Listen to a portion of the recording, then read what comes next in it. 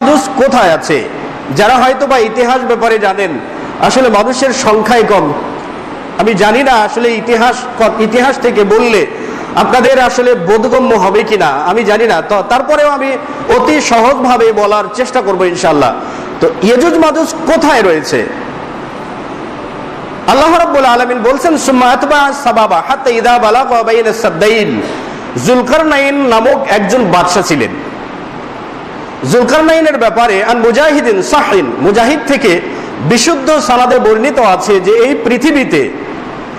পৃথিবীতে মাশরিক থেকে মাগরিব পর্যন্ত তথা পূর্ব থেকে পশ্চিম পর্যন্ত চারজন ব্যক্তি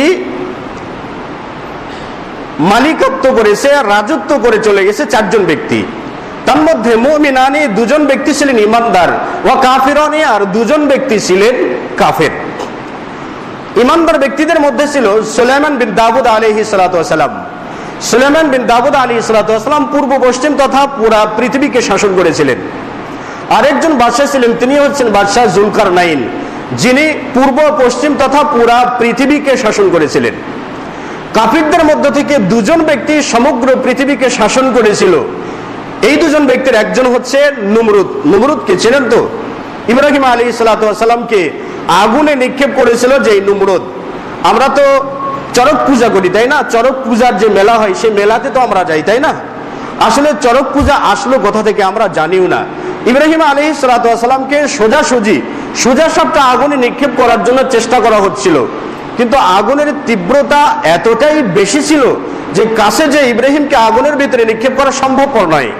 এই জন্য নমরুদের যারা চর ছিল, নমরুদের সৈন্যবাহিনী ছিল, এরা ইব্রাহিম আলাইহিস সালাতু ওয়াস সালামের পিঠে একটা বর্শি লাগিয়ে সেই বর্শির সাথে একটি লম্বা বাঁশ বা লম্বা কাঠ জাতীয় একটি চড়ক লাগিয়ে চড়কের মানে কাঠের এই প্রান্তে ভর দিয়ে ওই প্রান্ত থেকে, যেমন আমরা খড় পালা দেওয়ার সময় আমরা চড়ক ব্যবহার করে থাকি, এরকম করে চরকি করে বা চড়ক করে ইব্রাহিম আলাইহিস সালাতু ওয়াস সালামকে আগুনে নিক্ষেপ করা হলো। হিন্দুরা ওই দিবসকে আনন্দের দিবস হিসাবে গ্রহণ করে তারা চড়ক পূজা করে, আর মুসলিমরা সেই চড়ক পূজাতে যে আনন্দ উল্লাস করে। মুসলিমদের মাঝে এমনও কতগুলো বদমাইশ ব্যক্তি আছে যে সকল বদমাইশ ব্যক্তিগুলো নাকি পূজার মেলাতে গেলে তাদের মেলাও হয় না। তো আমরা তো মুসলিম, আমরা যেখানে যে মেলাতে আমরা যাচ্ছি, চড়ক পূজার মেলাতে যাচ্ছি, ওই চড়ক পূজা ইব্রাহিম আলাইহিস সালাতু ওয়াস সালামকে আগুনে নিক্ষেপ করার দিন উৎসব হিসেবে পালন করা হয়। তাহলে ইব্রাহিম আলাইহিস সালাতু ওয়াস সালামকে আগুনে নিক্ষেপ করা কি আমার আনন্দের বিষয়? আমাদের জাতির পিতা তাকে চড়কের মাধ্যমে আগুনে নিক্ষেপ করা হবে, এটা কি আনন্দের বিষয়? আমরা শরীয়ত জানিও না, কখনো জানতেও চাইনি, কি করছি আমরা নিজেরাও বুঝি না। তো যা হোক, বাদশা যুলকারনাইন তিনি চলে যাচ্ছিলেন। তো যাওয়ার পরে এই বাদশা যুলকারনাইন যিনি পৃথিবী শাসন করেছিলেন একবার, এই বাদশা যুলকারনাইন যেতেই দুটো উঁচু পর্বতের মাঝখানে যখন চলে গেলেন, তখন একটা কওমের সঙ্গে সাক্ষাৎ করলেন। সূরা কাহফের 92 থেকে 98 নম্বর আয়াতের মাঝে আলোচনাটা রয়েছে। সেখানে তিনি গেলেন, আর সেখানে এমন কতগুলো ব্যক্তিদের সাক্ষাৎ পেলেন, লা ইয়াকাদুনা ইয়াফকাহুনা কাওলা। যুলকারনাইন তাদের কথা বুঝতে পারতেছিলেন না, মানে কি বলতেছিলেন তারা স্পষ্ট বুঝতে পারতেছিলেন না। যেমন ধরে নিন, আমরা ঢাকার কোনো ছেলে বা ঢাকার কোনো ব্যক্তি যদি চট্টগ্রামে যাই, চট্টগ্রামের নিবিড় পল্লীতে যদি যাই, আচ্ছা বলুন তো চট্টগ্রামের ভাষা আমরা কত পার্সেন্ট বুঝতে পারবো? 10% কি 20%? এর বেশি নয়। তো এইরকম একটা বিষয়। তো যুলকারনাইন গেলেন, তাদের কথাটা বুঝতে পারতেছিলেন না। একটা দোভাষের মাধ্যমে তারা বলে দিলেন, সেখানকার লোকজন বলে দিলেন, ইয়া যুলকারনাইন, হে যুলকারনাইন, ইন্না ইয়াজুজ ওয়া মাজুজ মুফসিদুনা ফিল আরদি। ইয়াজুজ মাজুজ পাহাড়ের ভিতর থেকে বেরিয়ে এসে শুধু মানুষদেরকে অত্যাচার করে, মানুষদেরকে হত্যা করে, গরু ছাগল নষ্ট করে, এই অত্যাচারগুলো করে। তো আপনি একটা কাজ করুন না, আমরা আপনাকে অর্থনীতি দিয়ে সাহায্য করি, টাকা পয়সা দিয়ে সাহায্য করি, আপনি একটু ওই যে ইয়াজুজ মাজুজ আর আমাদের মাঝে একটা উঁচু মজবুত প্রাচীর নির্মাণ করে দিন, যাতে আমরা তাদের থেকে আলাদা থাকতে পারি। বাদশা যুলকারনাইন বললেন, আল্লাহ আমাকে অনেক সম্পদ দিয়েছে, তোমাদের সম্পদের দরকার নেই, একটু পরিশ্রম দাও, আমাকে শ্রম দিয়ে সাহায্য করো। তারা বললেন ঠিক আছে। তখন যুলকারনাইন বললেন যে আতুনি জুবার আল হাদিদি, তোমার আমার কাছে লোহার পাত নিয়ে আসো। লোহার পাত নিয়ে আসার পরে লোহার পাতকে দুই পাহাড়ের মাঝখানে এক পাতের উপরে আরেক পাত, তার উপরে আরেক পাত রেখে পাহাড়ের উচ্চ পর্যায় পর্যন্ত এই পাতগুলো পৌঁছিয়ে দিলেন বাদশাহ জুলকারনাইন নিজ হাতে। এরপরে বললেন যে তোমরা হাফরে ফুঁক দিতে থাকো। হাফরে ফুঁক দিয়ে যখন লোহা গলে গেল তখন তিনি বললেন এগুলো নিয়ে আসো, আমি এই যে পাত দিয়ে যে একটা প্রাচীর নির্মাণ করলাম এগুলোর উপরে ঢেলে দেই, তাহলে মজবুত একটা বাঁধ হয়ে যাবে। এর মাধ্যমে বাদশাহ জুলকারনাইন কি করলেন, একটি প্রাচীর, দুই পাহাড়ের মাঝখানে একটা প্রাচীর নির্মাণ করলেন। এই প্রাচীরটা আমাদের আধুনিক শিক্ষিত অনেক যুবকেরা বা আধুনিক ব্যাখ্যাকার, অনেকগুলো ব্যাখ্যাকারগণ রয়েছেন যারা মডারেট ইসলামে বিশ্বাস করেন। মডারেট ইসলাম কেমন সেটা আবার বোঝানো দরকার। মডারেট ইসলাম হচ্ছে ওই ইসলাম যে ইসলামে দাড়ি না রাখলে সমস্যা নেই, যে ইসলামে ইসলামের মূল বিষয়গুলো ইসলাম কায়েম করে নিয়ে ব্যস্ত কিন্তু সুন্নাতের কোনো তাওয়াক্কা নেই। এগুলোকে বলে মডারেট ইসলাম। মানে ইসলামকে ব্যাখ্যা করতে করতে করতে করতে আধুনিক বিষয়ের সাথে সম্পৃক্ত রেখে আধুনিকতার সাথে যা মিলে যাবে তা গ্রহণ করবে, যা মিলবে না তা গ্রহণ করবে না। এগুলো হচ্ছে মডারেট ইসলাম। যেমন আমাদের বাংলাদেশে অনেকগুলো ইসলামী দল আছে, বাংলাদেশের বাইরেও অনেকগুলো ইসলামী দল আছে যেগুলোর মুখে দাড়ি নেই, হয়তো 5 ওয়াক্ত সালাত কখনো পড়ে বা পড়ে না, সালাতে পাবন্দি নেই, সুন্নাতে পাবন্দি নেই, অথচ আল্লাহ রাস্তার মুজাহিদ।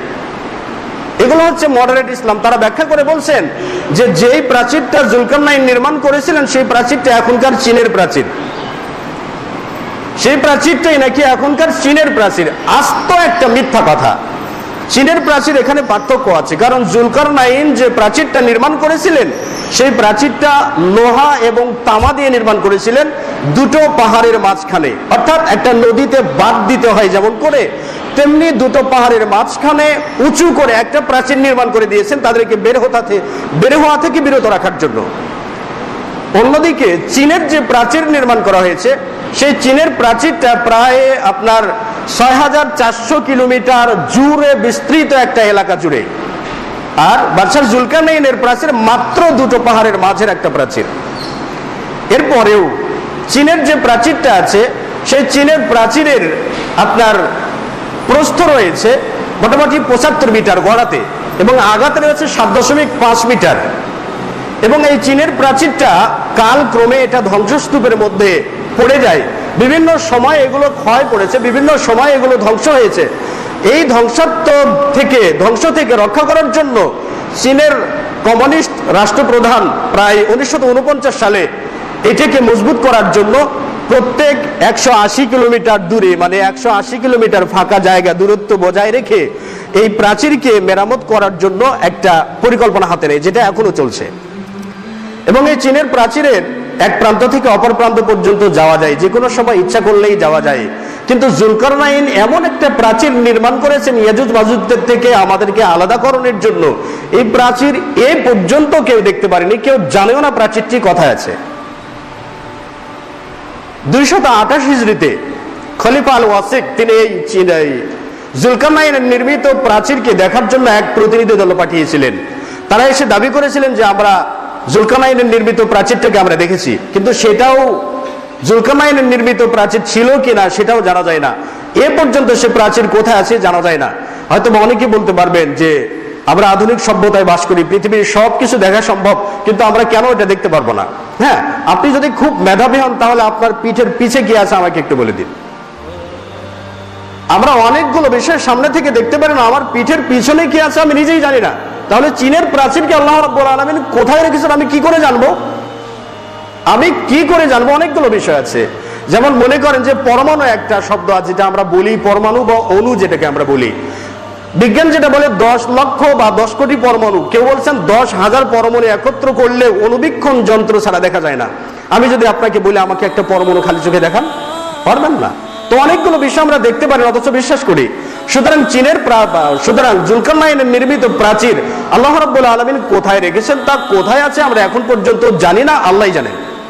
তো যা হোক, তিনি প্রাচীর নির্মাণ করলেন। সেই প্রাচীর আর চীনের প্রাচীর এক নয়, কারণ চীনের প্রাচীর তৈরি হয়েছে চুন আর পাথর দিয়ে তৈরি হয়েছে, যেটা ধ্বংসের দিকে চলে যাচ্ছে এখন, এবং যেটা এদিক থেকে সেদিক গরু ছাগলও তার উপর দিয়ে চলে যেতে পারে। কিন্তু জুলকারনাইনের নির্মিত প্রাচীরটা সম্পূর্ণ ভিন্ন। এটা দুই প্রাচীর এক নয়, যেটা বলা হয় সত্যিকার অর্থে এটা জ্ঞানপাপী। কারণ মানুষকে হক থেকে বঞ্চিত করা, মানুষকে সঠিক থেকে আলাদা করে দেওয়া, আল্লাহর অলৌকিকত্বকে অস্বীকার করারই নামান্তর। তো যা হোক, সেখান থেকে ইয়াজুজ মাজুজ বের হতে পারবে না, কিয়ামতের আগে আগে তারা বেরিয়ে আসবে। আবু হুরায়রা রাদিয়াল্লাহু তাআলা আনহু থেকে বর্ণিত, তিনি বলেন যে নবী সাল্লাল্লাহু আলাইহি ওয়াসাল্লাম বলছেন যে ইয়াহফিরুনা কুল্লা ইয়াউমিন, ইয়াজুজ মাজুজেরা প্রত্যেকটা দিন ওই প্রাচীরটা চাটা শুরু করে, প্রত্যেকটা দিন সকাল থেকে সন্ধ্যা পর্যন্ত চাটতে থাকে। হাত্তা কাদু আইয়াখরিকুনাহু, এমনকি প্রাচীরটা চাটতে চাটতে ভেঙে ফেলার মতো করে ফেলে। কিন্তু ক্বালাল্লাযী আলাইহিম, তাদের যে নেতা আছে, নেতা তাদেরকে বলে ইরজিউ ফাসাতাখরিকুনাহু কাদান, আরে তোমরা চলে যাও, আগামীকাল বাদ বাকিটা ভেঙে ফেলা যাবে, ভেঙে ফেলে আমরা পৃথিবীতে যাব, যা কিছু করার পৃথিবীর সবগুলোকে আমরা খেয়ে ফেলবো, যা আগামীকালকে এটা করা যাবে। এভাবে চলবে, প্রথম দিন দ্বিতীয় দিন এভাবে চলছে চলছে, প্রত্যেকটা দিন তারা চাচ্ছে। নবী সাল্লাল্লাহু আলাইহি ওয়াসাল্লাম বলছেন যে যখন তাদের সময় শেষ হয়ে যাবে, ওয়ারাদাল্লাহু, আল্লাহ রাব্বুল আলামিন ইচ্ছা করবেন, আইয়াবাসাল্লাহু আলান নাস, আল্লাহ রাব্বুল আলামিন যখন মানুষদের সামনে ইয়াজুজ মাজুজকে আনতে চাইবেন, তখন ওই যে তাদের নেতা যে বলছে যে তোমরা ফিরে যাও, আগামীকালকে এটা খোদাই করে চেটে সব বাকি অংশ ধ্বংস করা যাবে, সে বলবে ইরজিউ ফাসাতাখরিকুনাহু গাদান ইনশাআল্লাহ। অর্থাৎ কিয়ামত সন্নিকটে আসলে যখন ইয়াজুজ মাজুজ বেরিয়ে পড়ার সময় হবে, তখন ওই নেতাজি বলবেন